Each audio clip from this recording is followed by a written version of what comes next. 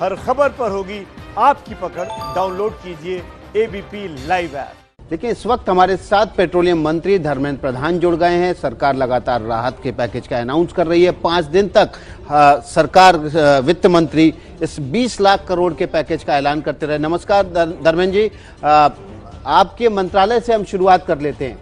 हमने देखा कि 6 करोड़ 92 लाख सिलेंडर आपने इस लॉकडाउन के दौरान डिलीवर किए लोगों के घरों में। अब लोग घरों में हैं तो ज्यादा खाना बन रहा है, ज्यादा खाना पक रहा है, ज्यादा खा रहे हैं तो सिलेंडर भी लग रहा है। लेकिन सवाल मेरा ये है कि घरों में तो लोग सुरक्षित हैं, जो सड़क पर प्रवासी मजदूर परेशान हैं, उनको कई हजार किलोमीटर चल के अपने घरों तक जाना पड़ रहा है। आपको लगता है कि कहीं मिसहैपनिंग हुई, मिसहैंडलिंग हुई, जो केंद्र सरकार और राज्य सरकार समय पर इस बात का आकलन नहीं कर पाए कि इन मजदूरों की मजबूरी उनको घर तक समय पर छोड़ा है?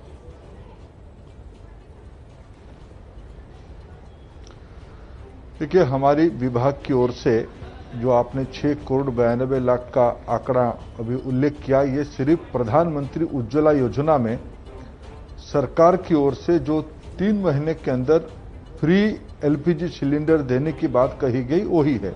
बाकी ऐसे रोजाना पिछले लगभग 2 महीने से रोजाना 55 से 60 लाख सिलेंडर प्रतिदिन देश के विभिन्न गांवों में, विभिन्न कस्बों में तीनों मार्केटिंग कंपनी की ओर से दिया जा रहा है। आपने दूसरी एक बात उठाई है कि क्या सरकार ने ये जो माइग्रेंट लेबर के बारे में आकलन की क्या स्थिति हुई। देखिए, मैं मानता हूं एक देश एक विषम स्थिति में गुजर रही है जी। ये एक सामाजिक और अर्थनैतिक पक्ष है। लगभग 2 महीने से विश्व स्थिर है, भारत पूरा लॉकडाउन के अंदर है। ये समय की आवश्यकता थी। इतने बड़े देश में हम इस महामारी को संभालने के लिए एक मिनिमम पब्लिक कॉन्शियसनेस लाने के लिए इतना समय की आवश्यकता था, स्वास्थ्य सेवा खड़ा करने की आवश्यकता था। अभी जब लॉकडाउन को धीरे धीरे रिलैक्स करके पिछले 1 तारीख से ट्रेनें को चलाया गया, धीरे धीरे पश्चिम और दक्षिण भारत से लोग पूर्व भारत की ओर जा रहे हैं। लोगों के मन की उत्कंठा, कुछ राज्यों की अंदर और ट्रेन चलने की आवश्यकता है। ये दोनों में पूरा भारत सरकार संबंधित राज्यों से चर्चा करके उसकी एक रास्ता, एक जन दबाव के अंदर सब लोग इकट्ठा काम कर रहे हैं। ये नहीं होनी चाहिए और हम पूरी कोशिश कर रहे हैं।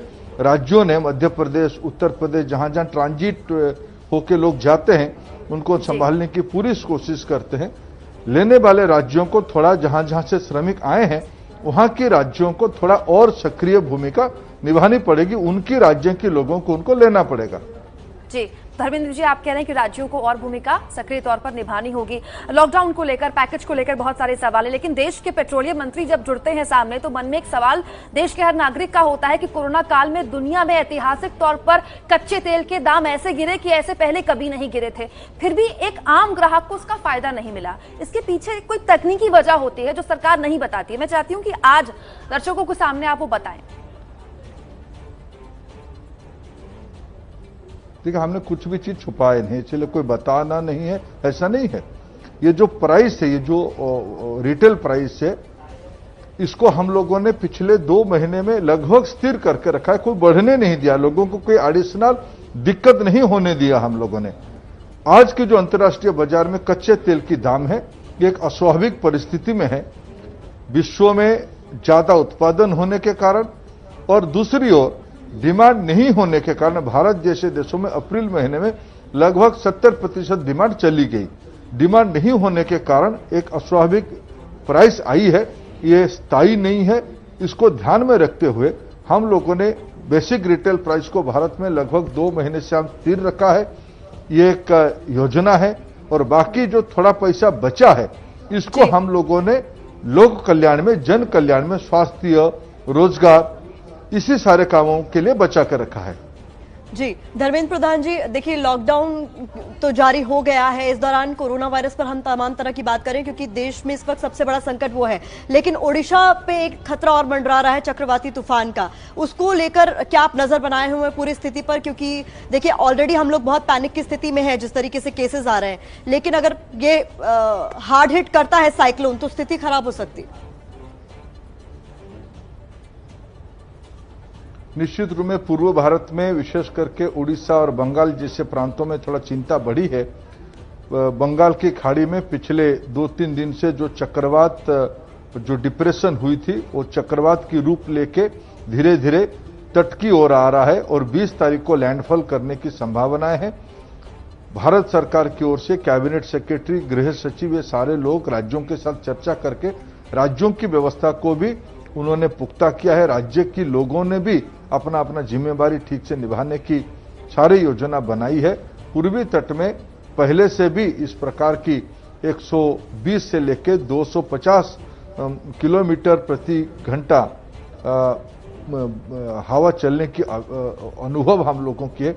पिछले साल इन्हीं दिनों में फनी आई थी उड़ीसा के अंदर 200 किलोमीटर पर आवर। इसीलिए हम लोग चिंतित है। बारिश वहां शुरू हो गई है, लोगों को सजग किया गया है स्थानीय सरकार की ओर से। हम अपेक्षा रखते हैं ये जितना कम प्रभाव हो इतना ही अच्छा होगा, लेकिन प्रकृति की नीति को स्वीकार करना पड़ेगा। जी अशोक, धर्मेंद्र प्रधान जी, राजस्थान के मुख्यमंत्री अशोक गहलोत कह रहे हैं कि केवल ट्रेनें चलाने से कुछ नहीं होगा, ट्रेनों के अलावा बसेस भी चलानी पड़ेंगी, नहीं तो जो माइग्रेंट लेबर है, जो प्रवासी मजदूर हैं, उनको निकालने में 6 से 8 महीने तक लग जाएंगे। तो क्या आप इस बात की इजाजत देने के लिए तैयार हैं कि राज्य जल्द से जल्द बसेस सर्विसेज भी शुरू करें? देखिए, तो कोई सामान्य ज्ञान की बात है। बस से ट्रेन ज्यादा लोगों को ले जाएगा और सुरक्षित ले जाएगा। राजस्थान की सरकार अगर रेलवे स्टेशन तक जिन जिन राज्यों के लोग हैं वहां के लोगों को थोड़ा योजना बना के ले आती है, जैसे पड़ोस की गुजरात सरकार कर रही है, वो अच्छा होता। इस समय में हम इस विवाद को ज्यादा बढ़ाना सुझाव अच्छा है, लेकिन आज से तो बस भी चल पड़ी है, जितना मेरे को सोचना है। जो एमएचए की गाइडलाइन है वहां इंटरस्टेट बस भी चल पड़ी है। मेरे 2 विषय निवेदन रहेगा सभी भागीदारी लोगों को, सारे स्टेक होल्डर को, वो राज्य हो या केंद्र हो या जो उद्योग घराने हो। ये संवेदनशील मामला है। भारत की श्रमिक देश की अर्थनीति की रीढ़ है, ये बैकबोन है। इसको केयर करना चाहिए, उसकी चिंता करनी चाहिए। सारे लोगों को संवेदनशील और जिम्मेवारी दोनों भूमिका निभानी पड़ेगी। सेंसिटिव होना पड़ेगा, रिस्पॉन्सिबिलिटी लेना पड़ेगा। धर्मेंद्र प्रधान जी, एक घटना का कुछ विवरण सामने आया है। कल औरैया में एक हादसा हुआ, उसमें 24 मजदूरों की मौत हो गई।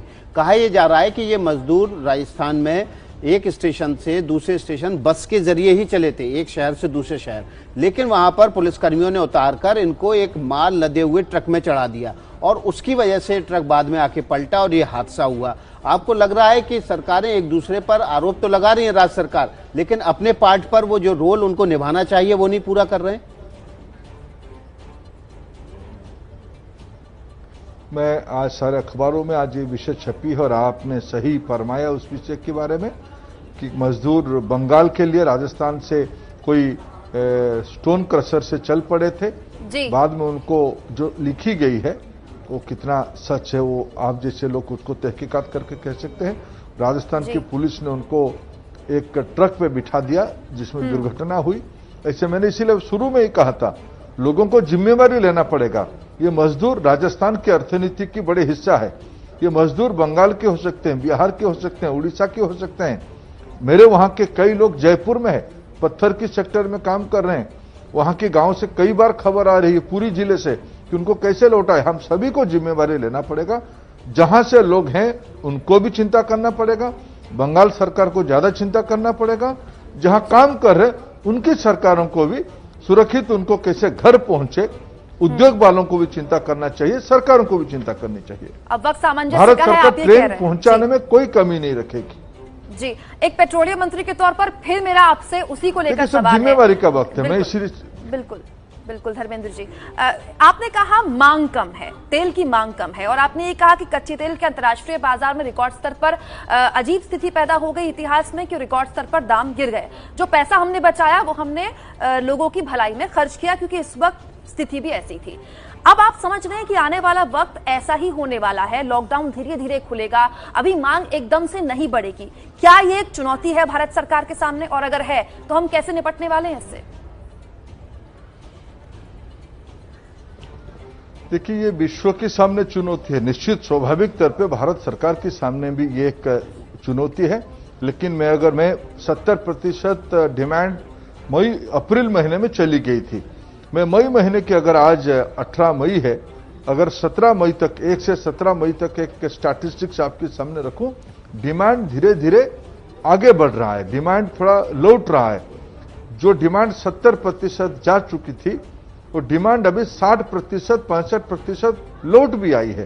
मंत्री जी, आप ये कह रहे हैं कि अप्रैल महीने में देश भर में डिमांड 70% कम हुई है। काम बढ़ी है, बहुत बड़ा आंकड़ा है, 70% कह रहे हैं आप।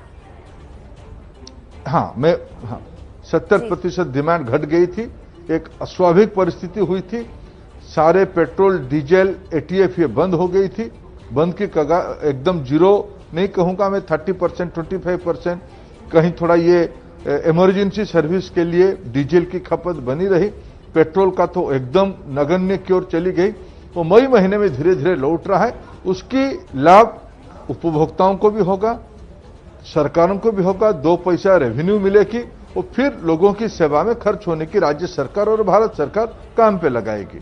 जी धर्मेंद्र जी, आखिरी सवाल, बस एक छोटा सा जवाब चाहूंगी कि लॉकडाउन नीति को लेकर तमाम तरह के सवाल उठाए जा रहे हैं। लॉकडाउन, अब हम चौथे लॉकडाउन में आ गए, लेकिन आपको क्या लगता है सही तरीके से, प्रभावी तरीके से इसको लागू किया जा सका?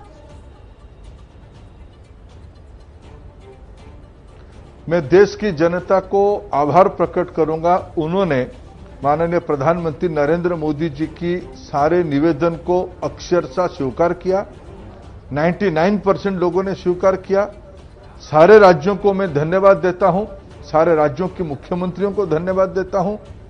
सारे लोगों ने भारत सरकार की इस ग्रैंड प्लान को, जो प्रधानमंत्री जी ने डे 1 पे कहा था, जान है तो जहान है, बाद में कहा जान भी चाहिए जहान भी चाहिए, इस मूल मंत्र को आज देश भर में लागू करने का पॉजिटिव इंपैक्ट ध्यान में आ रही है। विश्व की बड़े बड़े अर्थनीति, विश्व की एकदम डेवलप्ड कंट्री कहां खड़े हैं ये सबके सामने है। भारत उस तुलना में आत्मविश्वास के साथ आत्मनिर्भरता की ओर एक बड़ा कदम उठा रही है।